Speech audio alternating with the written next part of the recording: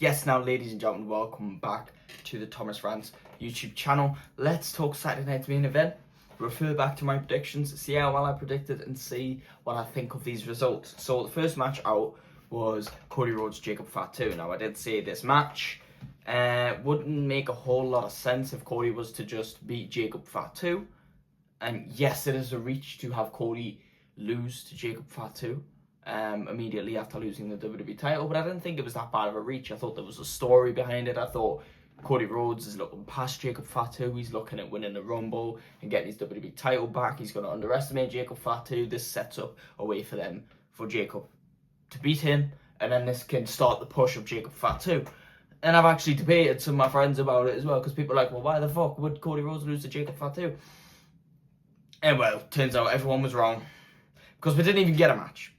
We got a scrap, which I don't mind. It was an entertaining scrap. I'll give them that. You know, they're fully committed. It wasn't like the start of the fight and security came out and we got no match. You know, they took it in the crowd. They went backstage. They used weapons. It was actually violent. So it was a decent scrap. So no one ended up winning. There was a no contest. And in the end, because they'd been fighting for so long, Drew McIntyre showed up, put both men through a table. Well, he threw Jacob Fatu through a table, then lowblowed Cody Rhodes and powerbombed him through the table. And I, quite frankly, can't understand why, because if I'm Drew McIntyre, I don't want nothing to do with either of these men. You've took the title from Cody Rhodes, and it took a lot to do that. It took 3 chances and Jacob Fatu get involved for you to escape a cage to take that title. I don't want Cody Rhodes on my case again. I do not want Cody Rhodes to challenge for that title again. That's especially why the rematch clause is not in the contract. And I certainly do not want that psychopath Jacob Fatu, who came and interrupted your match, coming after that title, because he has the power to do so. Instead, if I'm Drew McIntyre, I'm enjoying what we did get, the winner of the Fatal 4-Way challenging him at the Royal Rumble and being completely removed from Jacob Fatu and Cody Rhodes. But here we are. We're in a massive vortex now, where Drew McIntyre is the most hated guy on the roster as WWE champion, doing a fantastic job. He's got a #1 contender in the winner of the main event. He's got he's got 2 rivals in Jacob Fatu and Cody Rhodes, you know. And he said to, I think it was either Jackie or I think it was Kathy Kelly actually. He said that was a statement to everyone in the roster coming after this title.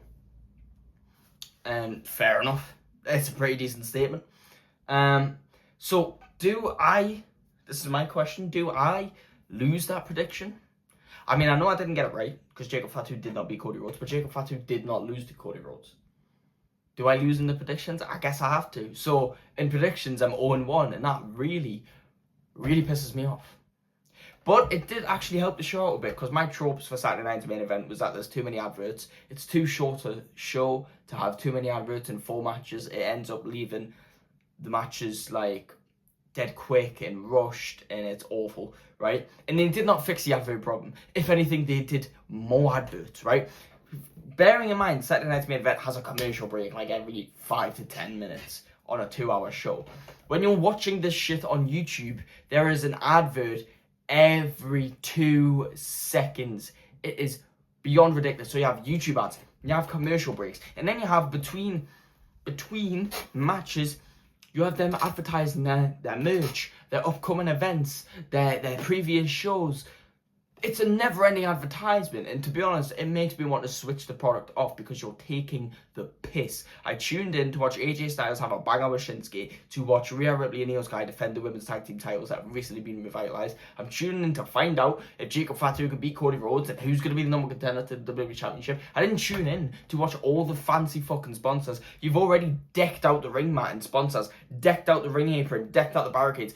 You've got fucking Slim Jim on the table, and that's not good enough for you apparently, right? Even though with all these advertisements, right, and all the views you're getting, you're already making millions, maybe even billions more than you were a couple of years ago when Vince McMahon was in charge. When Vince McMahon was in charge, the product was genuinely failing. No one from the general public was tuning in. You had no ring sponsors, and you'd have like a sponsor on a pay-per-view, right?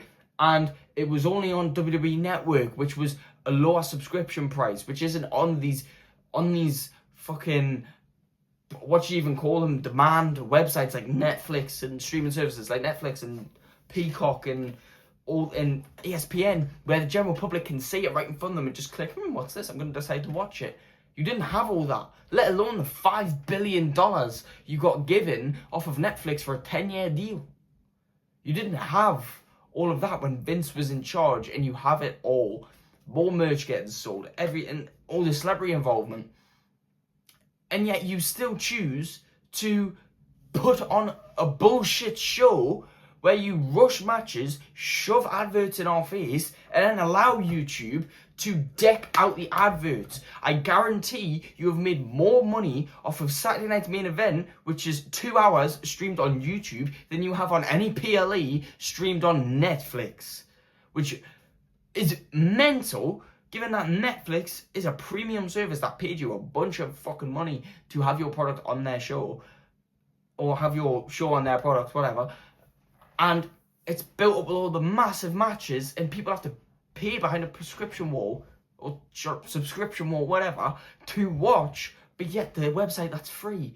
And you're putting on matches that aren't necessarily PLE worthy, but interesting matches, and slapping YouTube ad revenue on there. You have like 150 million subscribers. You have trillions of views on your channel. You upload like 30 videos a day. For YouTube ad revenue and YouTube like income, you are blessed, and you are slapping those adverts on, maximizing them. It takes the piss, as if the billions of fans who watch you on a daily is not enough.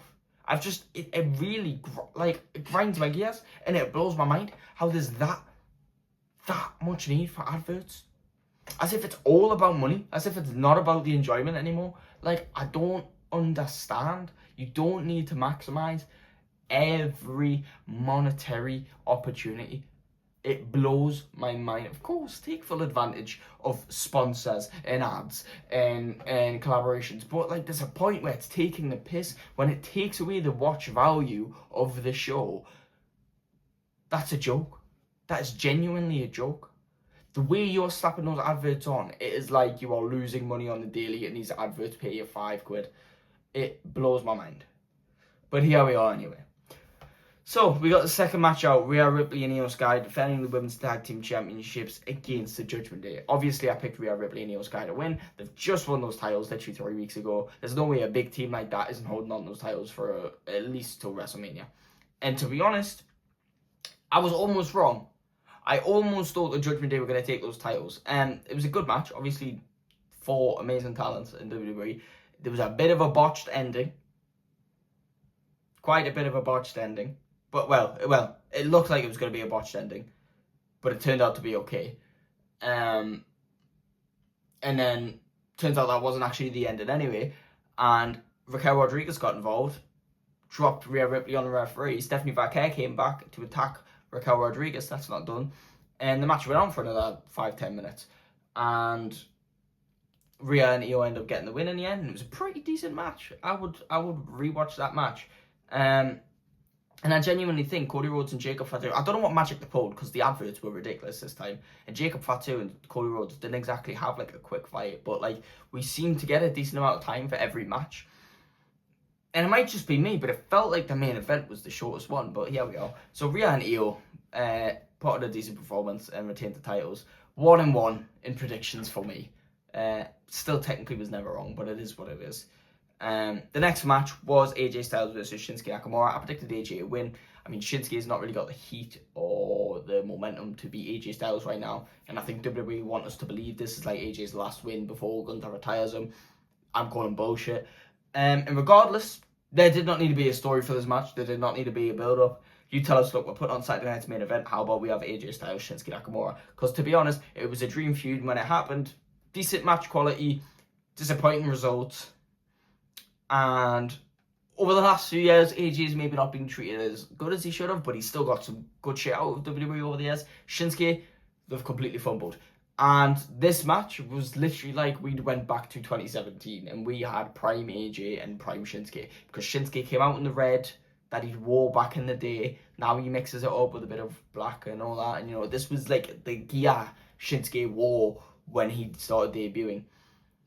And over the last few years, you know, when I've not used Shinsuke not quite much, I've kind of thought, oh, he's a bit slow. What happened? We had the Shinsuke of old in this match. This match absolutely slapped. Yes, both men aren't as quick as they used to be, mainly AJ, but my goodness, this was a fantastic match. And it went back and forth as well. There's plenty of false finishes, plenty of times I thought this is going to be over. I swear to God, this felt like a 45-minute match, but I was enjoying every single second of it. Of course, AJ got the win. Of course, I'm 2-1 in predictions. Technically still not wrong. But, my God. Match of the night, by the way. Match of the night. And we had the potential for Cody Rhodes and Jacob Fatu. We had a fatal four-way. You know, fatal four-way is always banging. Not as banging as triple threats, but here we are. You know, that was match of the night by far. I don't even think it's close. Not even close. Rhea and Io and Liv and Roxanne put on a great performance. And the fatal four-way is never going to disappoint. And the street fight's always cool. In terms of Saturday night's main event, this might be one of the best ones I've watched. One of the best Saturday night's main events since they brought it back. So yeah, very good, very good. And then that brings us to the main event. In my predictions, I said it's obvious Damian Priest is the least favourite. He's got too much history with Drew McIntyre. We don't just casually run that back. Plus, he's got no momentum, no hype, nothing. Trick Williams just debuted. It would be a cool move for them to do, but like I said, just debuted. There's plenty of other people in that opportunity before then. I would have liked Randy Orton. There's history with Drew McIntyre. He's friends with Cody Rhodes. I could set up a feud between Cody Rhodes and Randy Orton. And it's a nice match for Royal Rumble. But everything was pointing towards Sami. The story build-up, the way everyone in this match has disrespected and beefed Sami Zayn, the way Drew McIntyre has disrespected Sami Zayn over the last couple of weeks, and the fact that this Fatal 4-Way was in Montreal and the WWE title match will be in Saudi Arabia. Just everything's pointing towards Sami Zayn, and that's who I went with, and I was right. 3-1. Technically should be 4-0 because I haven't got any right. If you don't think that prediction counts, then 3-0. If you think it does, 3-1. It is what it is. But Sami got the win. We're going to see Sami Drew McIntyre at Saudi Arabia. I really hope Sami doesn't win that title because that's just a spit in the face for Drew. And that's just so cliche and predictable. And I would generally be pissed off. You know, like, Sami Zayn, he's hit and miss for me. Sometimes I like him, sometimes I don't. And the times I don't, it's because it's forced and predictable. Sometimes he's putting off face too much. And when Sami finally gets a push, it's when it's too predictable. It's when it's in a hometown or it just they need someone to scream about something, you know. So yeah, I do think Drew should obviously retain that, but we'll save that for next week in our Royal Rumble predictions. But thank you all so much for watching. Please like and subscribe. Let me know what you think in the comments below, and I will see you in the next one. Goodbye.